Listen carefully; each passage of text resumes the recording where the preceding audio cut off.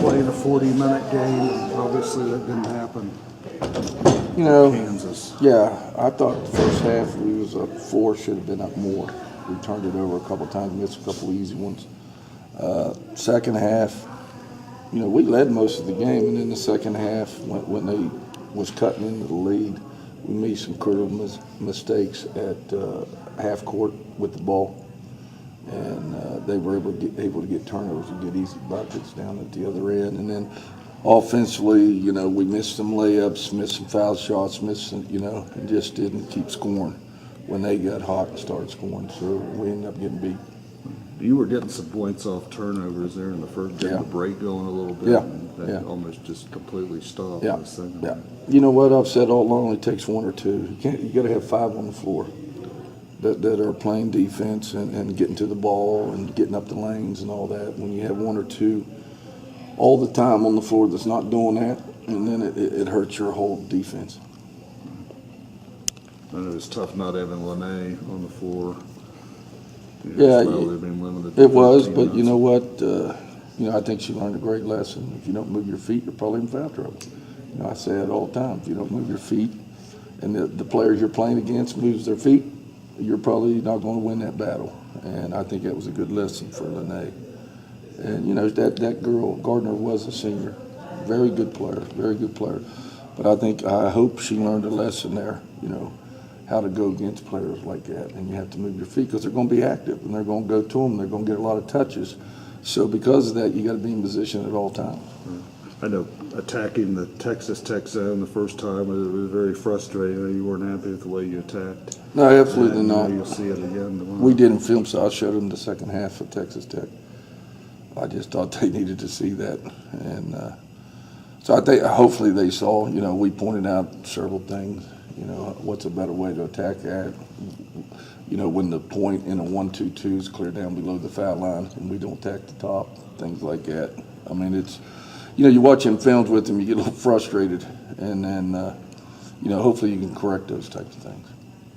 Coach, those 2 Big 12 wins, you had a pretty good scoring output from Bree and Jessica. Jessica scored in double figures, but Bree not so much in Kansas game. How much are they needed to score off the bench, or you know whether they start or whatever? Well, they are needed, but you know they also have to play defense. You don't play defense, it's amazing. We can't give up layups and go down and take jump shots on the other end. So you know that's. You know, I think they both can score. I think they both got to continue to concentrate on the defensive end. As long as they do that, they'll stay in the game. But you know, I'm not the type of player going to stand there and let people not play defense and not get to the ball and not help out their teammates just so I can have them score 10 points. You know, I think the effort is there. I just think they need to, you know, everybody, not just them. Everybody needs to concentrate on getting to the ball and playing defense. How did you feel Linda did playing with a mask for the first time? I know she was sick as well. Yeah, I give her a lot of credit. She couldn't breathe. She couldn't talk. Of course, she don't talk a lot anyway. But, you know, she couldn't talk at all. And that's hard to do with a point guard out there that really can't talk. You know, she just had bronchitis, I guess, what it was, and had a bad cold on top of a broken nose. So, I mean, we tried to get her in and out, but, you know, she wasn't herself. We knew she wasn't going to be herself. So hopefully this game, you know, she's back to the old Linda. She'll be in the mask again tomorrow. Yeah. Actually, we went ahead and ordered one, a fitted one. She said, so evidently she wants to wear it for 2 or 3 more weeks, but that's fine with me. You know, the mask she has, it's hard to see out here because it's not fitted. So we should have a fitted one in here by Thursday. I know we talk about still 11 games left in the Big 12. I know you don't want to just keep saying, well, we got this many games. You got to start putting. Yeah, I mean, the talking's over. I told the players the talking's over. We either do it or we don't do it. I will say, you know, we practiced at 6 this morning, and you know, I always know when you're on a losing streak, you know how lonely it is. Nobody wants to talk to you. But, you know, at 4:30 in the morning, I'm sitting in the practice gym down there. You talk about a lonely feeling. And the best part, I come into my office, and I didn't know they were in there cleaning. And I got here about 4:15 this morning. I walk in, I turn the lights on. Lights were evidently, I don't know, I guess they were cleaning. I don't know what the hell they were doing. But, I walk in, and the guy comes around the corner. I almost wasn't here anymore. about had a heart attack.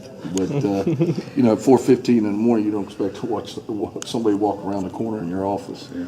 But, you know, I just think, you know, we practiced hard. We practiced hard after that game. And, you know, we just got to, the talking's over, like you said. The talking's over.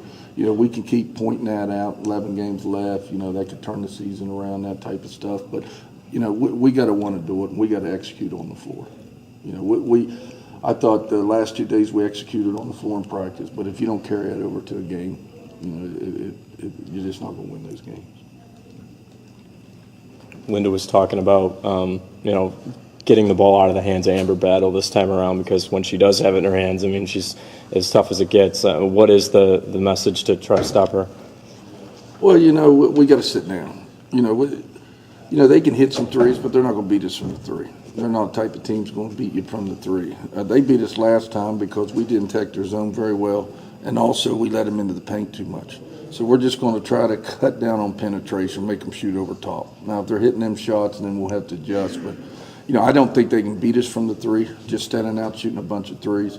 So, but they can by getting in the paint. So we're going to try to cut down the lanes in the paint and do a lot better job getting in, you know, not letting them in the paint.